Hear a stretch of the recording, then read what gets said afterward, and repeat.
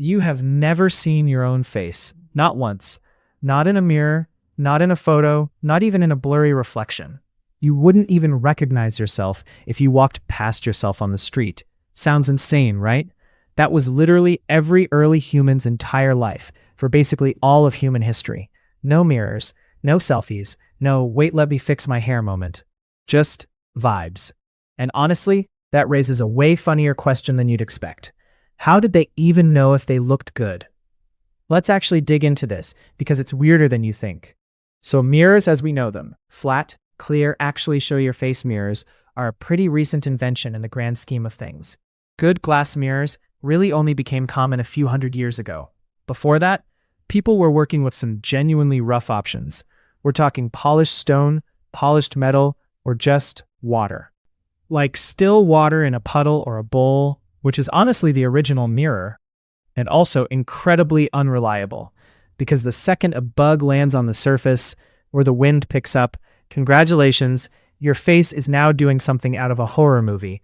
So for the vast, vast majority of human history, most people had no clear idea what their own face actually looked like. Let that sink in for a second. You could go your entire life without ever really knowing what you look like from the outside. Wild. Now here's where it gets interesting. You'd think this means early humans just didn't care about appearance at all, right? Wrong. Dead wrong, actually. Archaeologists have found stuff like shell jewelry, red ochre pigment used as a kind of makeup, and deliberately shaped hairstyles going back tens of thousands of years. So people absolutely cared about how they looked. They just had almost no reliable way to check it themselves. Which means, and I think this is genuinely the funniest part of this entire topic, your entire understanding of your own appearance depended completely on other people telling you. That's it. That's the system. If your friend said, "Yeah, you look great today," you just had to believe them. There was no double checking, no pulling out your phone camera to verify. If someone wanted to mess with you, they absolutely could, and you would have zero way to catch them. Some researchers actually think this could be part of why humans became so good at reading social cues and facial expressions in general. Because when you can't check your own face, you get really, really good at reading everyone else's. You learn to gauge from someone's tone and expression whether you look fine or whether you've got a leaf stuck in your hair. Basically, other people's faces became your mirror. There's also something kind of touching about this, if you think about it for a second. Since nobody could really check their own appearance, self-image was almost entirely built through community. Not through staring at yourself, but through how people treated you, laughed with you, sat next to you. Your sense of, do I look okay, was really more like, do people seem to like being around me?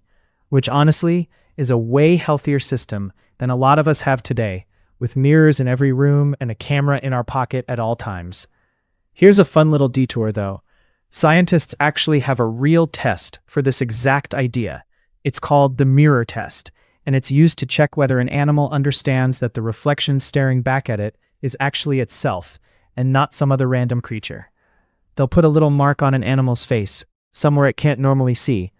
If the animal touches the mark on its own body, instead of trying to touch the mirror or attack the stranger in it, that's considered a sign of self-recognition. Chimpanzees pass this test. So do elephants, dolphins, and weirdly enough, magpies. Human toddlers usually don't pass it until around 18 months old, which means even we, as modern humans surrounded by mirrors constantly, still take over a year just to figure out that the face in the glass is ours. Now imagine an entire species going its whole life without ever really solving that puzzle in a reliable way. Now, once actual reflective surfaces started showing up, like polished obsidian, bronze, and eventually early glass mirrors, things slowly started to shift. Archaeologists have found polished obsidian mirrors from thousands of years ago in places like ancient Turkey, and polished bronze mirrors show up independently in multiple ancient civilizations, Egypt, China, and later Rome, all separately figuring out the same basic idea. Hey, if you polish this metal enough, you can kind of see yourself in it. But even these early mirrors were rough, foggy, distorted, small. You weren't getting a crisp HD reflection.